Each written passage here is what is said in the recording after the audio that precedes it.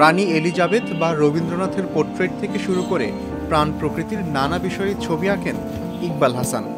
এসব ছবি আঁকতে তিনি ব্যবহার করেন ঘুনে খাওয়া কাঠের গুঁড়ো ও আঠা। অদ্ভুত এমন আঁকিয়ে বাংলাদেশে তিনি একাই। ১৯৯৮ সাল থেকে তিনি এভাবে ছবি এঁকেই চলেছেন। তার আঁকা ছবি আমেরিকা, চীন, জাপান, নেদারল্যান্ড, নিউজিল্যান্ড, কেনিয়া সহ বিভিন্ন দেশে গেছে, বিক্রি হয়েছে।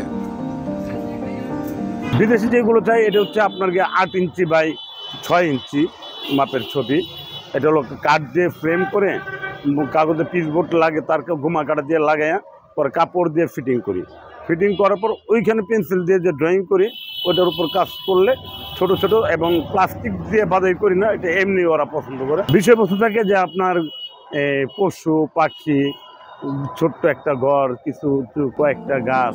ঘুন পোকায় কাটা কাঠের গুঁড়ো দিয়ে ছবি আঁকতে শুরু করলে প্রথম দিকে অনেকেই বিষয়টি নিয়ে তাচ্ছিল্য করলেও দেশের বিভিন্ন স্থান থেকে শিল্পীরা আসেন তার ছবি দেখতে, কথা বলতে। ময়মনসিংহ টাঙ্গাইল আঞ্চলিক মহাসড়কের পাশে ছোট্ট নার্সারি ঘিরে তার এই শিল্পের রাজ্য। নানা ব্যবসায় থিতু হতে চাইলেও এই শিল্প তাকে ছাড়ছেই না। ব্যবসা ক্ষতির মুখে পড়লেও ফেরত আসেন শিল্পের জগতে। তার আঁকা ছবি নিয়ে দেশে প্রদর্শনীয় হয়েছে। আমাকে বলো যে দোস্ত একটু তুমি কি আমার হেল্প করবা? বলছি কী ধরনের? তো আমার বাসার চেঞ্জ করবো, তোমার থাকতে হবে। বললাম যে অবশ্যই থাকবো। এই কথা বলার পর যখন আমি ওর বাসায় গেলাম, বাসায় যাওয়ার পর দেখি ওর খাটের নিচে প্রচুর পরিমাণে ঘুনের গোড়া। তো এটা দেখে আমার খুব ভালো লাগলো, খুব আনন্দ লাগলো। তো এটা দেখে যখন আমি জাহাঙ্গীরে বললাম যে জাহাঙ্গীর একটা কিছু দিয়ে ঘুনের গোড়াগুলো আমি নেব, তো ও বললো যে কী করবি? আমি বলছি দেখি কী করা যায়, যেহেতু চুমকি জোরে দেওয়া করা যায় তাহলে এটা দিয়ে করা যাবে ওয়ালমেট। তো এই ৯৮-এ যখন ওরা চলে গেল তখন আমি এই ঘুনের গোড়া নিয়ে আসলাম। আসার পর থেকে আমি কাপড়ের মধ্যে আঠা দিয়ে করি, করতে করতে দেখা যায় যে একসময় ঝইরা পড়ে যায়। পরে এটা আঠা নিয়ে একটু রিসার্চ করলাম, রিসার্চ করার পর দেখলাম যে না, এখন আর ঝরে পড়ে না। এটা ৫০ বছরেও ১০০ বছরও নষ্ট হবে না যদি যত্ন করে ভালোবাসা নিয়ে রাখে। ইকবাল হাসান শহরের বিভিন্ন শিক্ষা প্রতিষ্ঠান ও বাসা থেকে ঘুরে ঘুরে সংগ্রহ করেন ঘুনে খাওয়া কাঠের গুঁড়ো। আবার পরিচিত অনেকেই নিজেরা সংগ্রহ করে ইকবাল হাসানকে দিয়ে যান এই গুঁড়ো। এরপর সেই কাঠের গুঁড়ো থেকে ময়লা পরিষ্কার করে ছবি আঁকার উপযোগী করে তোলেন ইকবাল। যখন আমি বিকল্পভাবে কিছু করতাম, আমি সব সময় ব্যবসায় মার খেতাম। আমি মনে হয় ২০-২৫ বার ব্যবসা করছি, ব্যবসায় আমি মার খেয়েছি।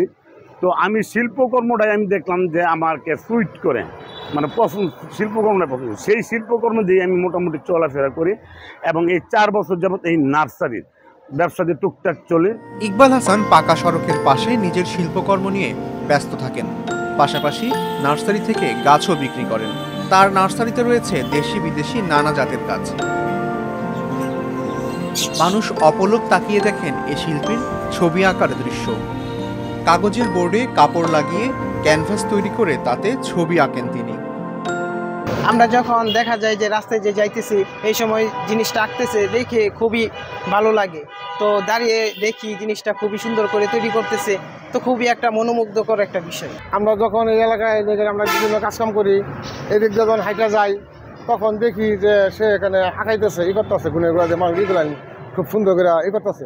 দেখলে মনে করি যে মনটা খুব জুড়ে যায়। গুণের গোড়াটা মানুষের ফালাই দেয়, উনি এই যে এইটা করায় নিয়ে একটা সুন্দর একটা জিনিস বানায়, মানে দেখিয়া মানুষের আকর্ষণ বাড়ে। শুরুতে জরি, কটন বাড বা অন্যান্য উপকরণ দিয়ে ওয়ালমেট বানানোর কাজ করলেও পরবর্তীতে ঘুন পোকার কাটা কাঠের গুঁড়ো দিয়ে ছবি আঁকা শুরু করেন। ইকবাল হাসান এখন ঘুন শিল্পী হিসেবেই পরিচিত।